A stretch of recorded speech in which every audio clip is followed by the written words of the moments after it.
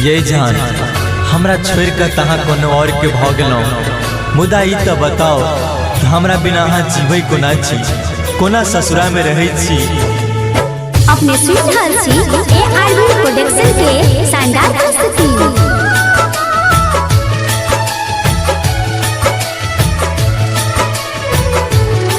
प्रेम हमरा सा केलौ तोता, मैं ना जना तोता, मैं ना जना कहू जीवै छी आब कोना हमरा बिना, ये हमरा बिना कहलो करै छी प्रेम अहाँ लैला जना, लैला जना कहू जीवै छी आब कोना मजनू बिना, ये हमरा बिना।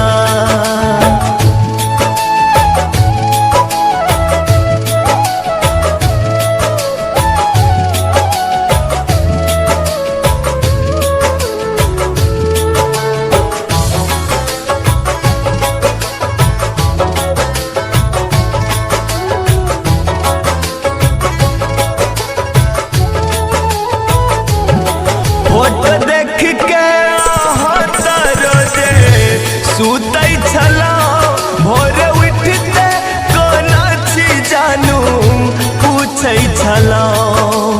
ये जान हे फोटो देख के रोजे सुतै छलौ, भोरे उठते कोना छी जान पूछै छलौ। कहियो सोचने नहीं रही जियब अहाँ बिना, है ये अहाँ बिना कहू जीवै छी आब कोना हमरा बिना, ये हमरा बिना। अपने सुन रहल छी सिंगर रतीश राजा के।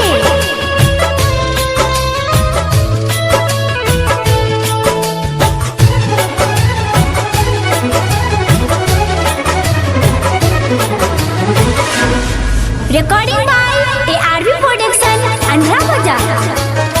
अपना पिया जी के जब अहाँ देखत है हमरा बारे में कनियोता सोचत है की जान सच बात छै ने। हे अपना पिया जी के जब अहाँ देखत है हमरा